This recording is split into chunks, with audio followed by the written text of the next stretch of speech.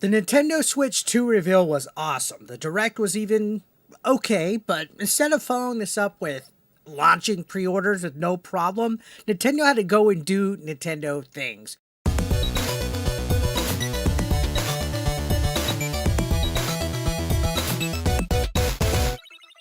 Instead of dropping pre orders like everyone expected, they hit us with total chaos. We're talking delays in the United States. Now we're getting delays in Canada to align with US pre orders, all while they're trying to justify this $450 plus price tag for the Nintendo Switch 2.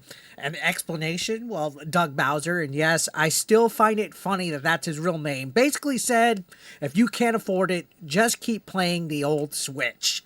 Yikes, guys. That's real Xbox One energy right there. So for anyone who remembers back in the day, I think the guy's name was Don Matrix. He had this infamous quote that said, "We have a console for people without internet. It's called the Xbox 360." And that haunted Xbox for many years. And this whole situation with the Switch 2 sounds real familiar. Now, maybe it's not as in bad taste. Maybe Bowser meant well when he said it. But people are instantly comparing Bowser's quote to that massive PR fumble that Xbox had. And it's not that much of a stretch, to be honest. Telling folks to just settle for old hardware isn't the flex that Nintendo thinks it is. On top of this, guys, it's getting messier. Canada's pre-orders, as I mentioned, were supposed to go live, but Nintendo decided to pull the plug last minute, literally the day before they're supposed to go out, and their official statement was that they want to align with US timing, which, sure, but maybe tell people a little bit earlier next time, not just the day before. It kind of seems like you guys aren't ready and weren't prepared for any of this chaos. I can't recall another time that Nintendo has fumbled a launch so bad. And Bowser claims that the price has nothing to do with the tariffs that the Trump administration has posed, but the timing kind of says otherwise. It's real sus. You know, the U.S. pre-order delay came right after new tariffs were announced on imports from places like Vietnam and Cambodia, which actually develop hardware and cartridges for Nintendo Switch.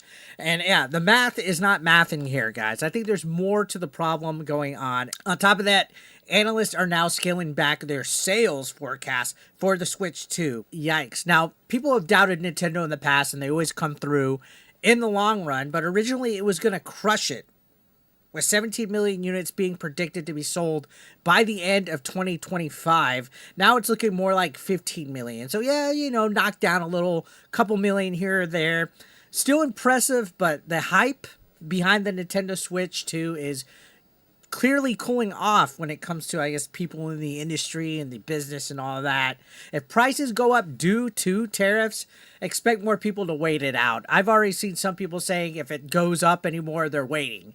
That there's not enough reason to go out and get anything beyond a Nintendo Switch at this point, which is fair. I mean, what, we're just getting Mario Kart World and a new Donkey Kong. Everything else is a Switch 2 upgrade.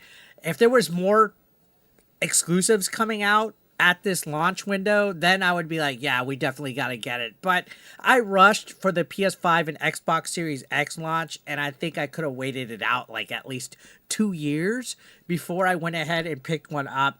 So I think a lot of people are going to take a wait and see approach with the Nintendo Switch. Now, the comments of, oh, you could just play the old Switch hardware, a lot of people are sensationalizing it a bit. Let's be honest here. There's millions of people out there that have Nintendo Switch consoles with tons of video games available. I think the video game library of the Nintendo Switch is probably the biggest out of all the Nintendo consoles.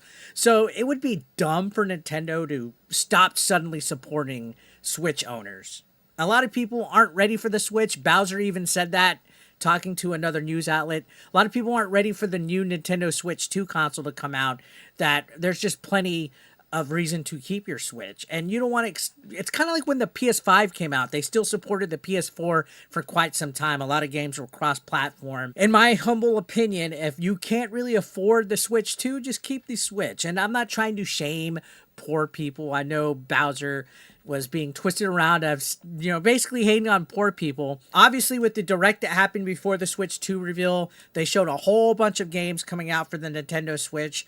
they're going to support this console easily for another year or two, I would say. So there's not exactly a reason to go out and hurry up and get a Switch 2, especially if it's going to be high priced, in my opinion. A lot of people's wallets this day and age aren't as easily opened as they used to be with the economy. I know we had some people in my comments saying, "Oh, you could afford it. You live with mommy and daddy." No, not everybody's financial situations are equal, guys, especially when you have video games that are $80, $70. You got a lot of stuff coming out, and then Nintendo seems to be nickel and diming you with charging for game chat, charging for features that should already be there. You got the Switch Online stuff, the hardware, the controllers, everything is adding up to a pretty penny here. And then if you add tariffs into the equation, things start to get a little sketchy here. So there's a lot of uncertainty going on. A lot of gamers are actually quite frustrated and annoyed with Nintendo at this point. Rightfully so.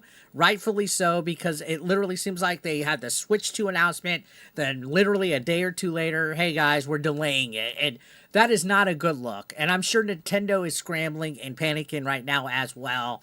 But again, when the whole industry, the whole economic status of the world depends on tariffs, things could get a little murky here, right? Things could definitely get a little murky. We're going to see what happens. Canada delaying their pre-orders with the United States. I mean, that was to be expected, to be quite honest, with North America. They've always put that kind of like in a lump. But I don't know if they're really going to make this June release. They're saying that the release date of the Switch 2 will not be affected. I don't see how people are going to be able to pre-order and get their stuff on day one. So that's going to be a whole other can of worms, to be completely honest. People that go to the store and luck out and actually get a Switch 2 in store are probably going to get it faster than the people that pre-order it. So we're going to get a whole bunch of people upset about the pre-order situation here as well. So yeah, these are confusing times, confusing communication, pre-order delays, a price point that has fans scratching their heads. Nintendo says the OG Switch will be sticking around, and I mean, again, with over 150 million sold, it makes sense, but it sure feels like they weren't ready for this Nintendo Switch 2 rollout. And now they're scrambling, they're backed in a corner playing defense. So let's just hope they don't go full Xbox One with this thing. Let me know your thoughts in the comment section down below, guys. I'd love to hear what you guys have to say. Thank you so much for watching, as always. Don't forget to hit that subscription button, and I'll see you on the next one. Thank you.